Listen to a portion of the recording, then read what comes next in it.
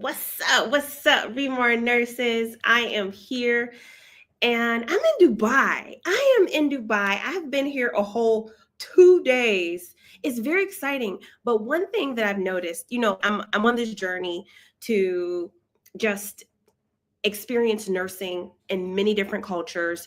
Of course, bring my NCLEX training to nurses who want to come to the United States and practice, and the technology that we've built, we want to share it. We absolutely want to share it. And I've been in Dubai for 2 days, and something that's very unique and that has not happened in any other countries I've ever been in. I have not met anybody from Dubai here. I have not met a Dubaian at all. I have not met an Emirati. I have not met anybody actually from this country. Everybody that I talk to, you know where they're from? They're from India. They're from Uganda. I spent like 10 minutes talking to this sweet girl. Shout out to Shadi from Uganda here working. I met people from the UK. UK is heavy here. People from Kenya, people from Australia. Nobody from Dubai is here, right? This is the most international place I have ever been in my life. There are so many foreigners here that people don't even assume that you are from here. Like, people came up to us, they were like, Jamaican. I'm like, is it the braids? Is it the braids? They're like, I'm like, no, I'm not Jamaican. Yeah, no, you are. No, I'm not Jamaican. I'm American. So it's really cool just being here, learning so much. One thing is, I was just at the hotel, like, consignment store, and they had amoxicillin here. You could just buy it. No prescription, no nothing, just boxes of amoxicillin. And that's one thing that I do love about international travel, because in the United States, if you want any kind of antibiotics, you better run that prescription. You better get that prescription. So I like how some countries they cut out the middleman. So I did buy 2 boxes of amoxicillin because I will be traveling, and you already know. But no. So I came on here really to just remind you, honestly, just to remind you that international traveling, international writing your own story, making this nursing license work for you is possible. If you are in a country and you're thinking, can I do nursing in the United States? You absolutely can. You absolutely can, because there are already people who have made a decision, not even in nursing, who have made a decision to leave their home country to come to a new place in order to have better opportunities, better access to their future. And in a lot of situations that I'm going in, nursing is really, you become a nurse, but you're working to survive.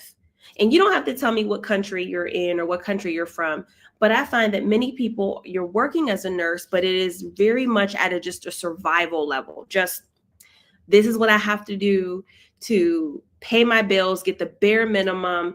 I am here, right? But when you think about nursing on a global level, or even coming to the United States, because honestly, that's the country that I'm representing. When you talk about the United States, it's not about survival in nursing. Once you become a nurse in the United States, you're working to succeed. It is life-changing. And a new nurse in the United States is going to earn 3 or 4 times more than a nurse in other countries.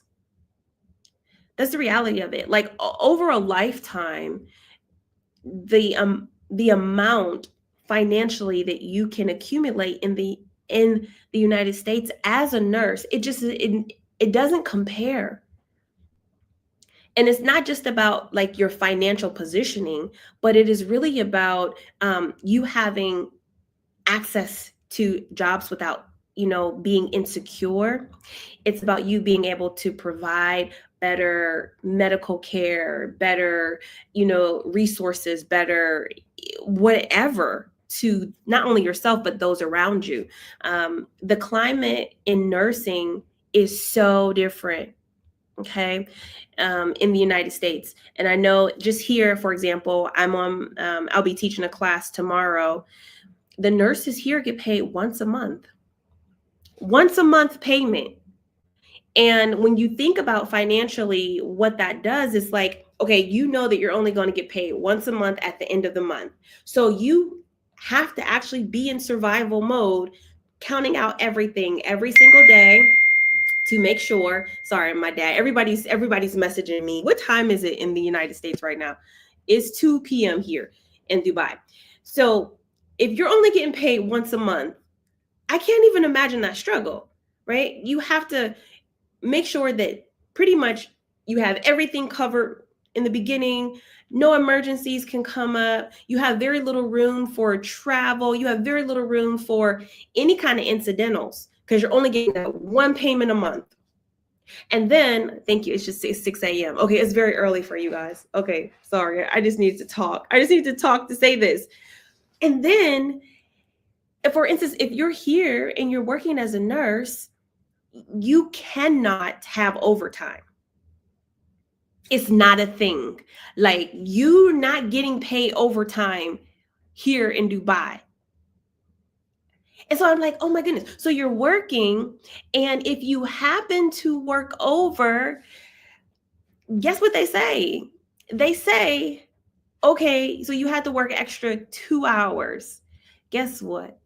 If they even say this, because some places may not say this, you get to have some time off. So they compensate it with rest. Okay, so you get to have 2 hours off, which is lovely. That's really cool, right? Because I think they are considering the well-being. But in America, if I'm working 2 hours over, you got to run me my money for that 2 hours that I worked over. You can't tell me to go home and sleep it off, right? And so it's just different climates. It's different, and so your nursing license in the United States gives you access to essentially securing your own future, and you don't have to wait for your employer to position you for success. Man, can you imagine if even myself as a nurse, it's hard for me to imagine that I would have to wait for my employer to tell me that I have achieved a certain level where I can move up, or I have achieved a certain level where I can now apply for a position in a different state. You know what I'm saying? Or I have done a well enough job to now go back to school to become an educator. Do you see what kind of constraints that some nurses are working under? Or even that I am not qualified for overtime for the rest of 2025. So when you think about the idea that your future is in somebody else's hands, it's a very scary reality. It's a very scary reality. I see that, some people are struggling. And these are just the things that, as I am going about different places and different cultures, I'm able to speak to the nurses and really get an understanding of, number one, how they like to learn, because, that's my passion. But also, what about other things that seem more secure than a nursing license? Like, I spoke to one nurse and she said, I would love to come to the United States to be a nurse, but honestly, me marrying a wealthy man is more secure than me becoming a nurse in the United States.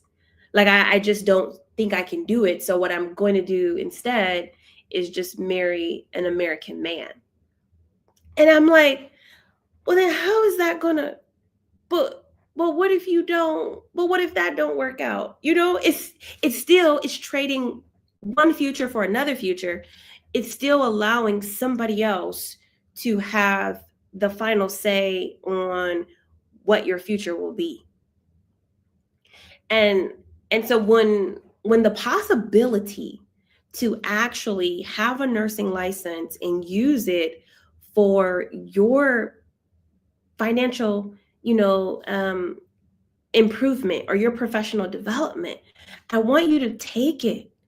I want you to see that it is possible. I'm literally talking to people now who are from Cameroon, who are from Nigeria, and they're here in Dubai, and they have decided that, you know what, I'm going to come here and I'm going to say goodbye to my comfort zone for an extended period of time in order to be able to work. It's happening. It's happening. So what my goal is to make sure that if you are making that sacrifice, then you at least know how to make sure that you're passing the NCLEX the fastest way possible, and that you're not getting caught up going into places that you really have no business being into. And so I'm learning so much, Remar nurses, and I love the support that I'm getting, and I love how we are such a diverse community, because I didn't know that I couldn't wear this shirt. I didn't know that it was like illegal for me to wear this shirt, because it says with God it's possible, and this is considered evangelism, which here in Dubai is a no, no, no, no, no, no, no. You can't do that. You can't Christian proselytize here. And so this will be the first time ever that I will be doing an NCLEX class not in my Remar nurse shirt. Because even though I do believe that Jesus saves and that God could save me, I just don't want to be, I'm not trying to be like Paul and Silas. I'm just not. I don't have it in me. I'm just gonna keep it real. I don't want to be arrested.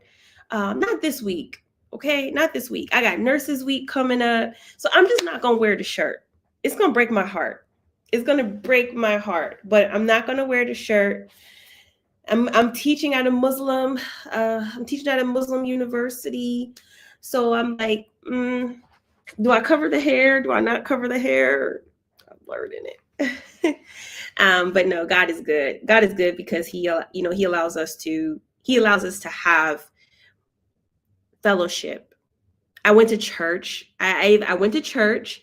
I thought it was very interesting that you're not allowed to have if you're a Christian church, you're not allowed to have a church building per se. So we met in a hotel room, not a room, but like a hotel conference space, and it was very surreal, understanding like these people are gathering here, but with the understanding that they are not the majority, and that with the understanding that they are, they're doing this with the limited permission to be a Christian.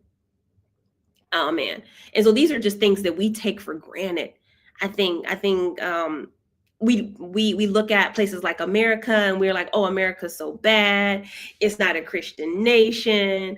We don't follow the Bible enough. But no, y'all, America is very much so a Christian nation, no matter what is going on. Like, you're free to practice your religious convictions. And so, yes, I'm being extremely careful. I actually forgot that I had this shirt on, because you guys know I wear, like, this is my everyday wear. And so I just wake up in the morning. I have a million of these shirts. I have like literally a million. I could wear this every day, all day. And so I put my shirt on. I'm in the hotel room and I go to take my mom, and my daughter out to go to their Uber. And I still have this shirt on. And my daughter's like, Mommy, you can't be out here with this on. And so she's trying to cover me up. And I'm like, oh my goodness, I'm traumatizing my kids. My kids are traumatized about just this perception that, evangelism for Christ. Okay. So, but what I did want to just encourage everybody is to honestly don't allow your comfort zone to keep you in a place of settling. 2025 is opening up so many doors, and the climate of nursing is changing so quickly that if you are waiting for somebody else to give you the approval to go, or if you're worried about what other people think about you wanting to leave, or wanting to do nursing in a different place, or even if you are scared because you failed in the past, you have to allow yourself the benefit of a new day. You have to allow yourself the capacity to learn from other people's mistakes or your own mistakes and grow to a new place. So I hope that everything that we're doing here is supporting you in that. I hope that you are inspired when you see the work that Remar is doing and you understand that, the world that God gave us is very big. There's a big planet, and there is no reason for you to have to be stuck in one place. All right. I'm certainly learning as I'm going. I have never seen anybody do this type of global education when it comes to NCLEX. And I'm looking, and I haven't seen it done. So I understand that right now I'm writing a manual of how to do it, how to go into, a space and teach NCLEX according to the culture there. Lots of rules here, in Dubai. And so I can easily see how people can get in trouble if you are just coming and you don't have cultural competence. We need more cultural competence in nursing. So I am, like I said, I'm really grateful to be here. It took a lot for me to get here. And I know people are saying, well, when are you coming here? Or when are you coming there? And it's not easy. It's not easy to just come into a country. No matter, like, there's some countries that are easier than others, but for most of the countries, it takes a lot to enter into a country, especially too if you want to teach a large number of people in one place. So the fact that we do have a Christian background, and we are invited into a Muslim university, they are I find them to be very accepting to accepting, honestly accepting. I think we as Christians probably need to be accepting in some of the ways that I see the culture here being very accepting. But at the same time too, you got to be careful. So I just wanted to pop one to encourage somebody to, as you're studying with me in the V2, that you are absolutely doing the right thing. You are stretching yourself, you are challenging yourself, and you're not taking the easy way out. And the easy way out is doing things that are easy to you naturally. That's the easy way out to me, because it doesn't require you to sacrifice. And so if something doesn't require you to sacrifice, more than likely it is not setting you up for the future that you need to have. Do things that yourself in 10 years will be thanking you for. There are things that I did when I was a younger woman that now I'm so happy now that I disciplined myself as a younger person. Sometimes in the summertime, I'll put money in my winter coats. I'll put like $50 or $20 in a winter coat that I won't wear for a long time because I'm traveling or it's warm. And then in the wintertime, when I put on that heavy coat and I find money in it, I'm like, oh, thank you so much. Like, I'm thanking myself because now I have money. And I think we need to do that with ourselves.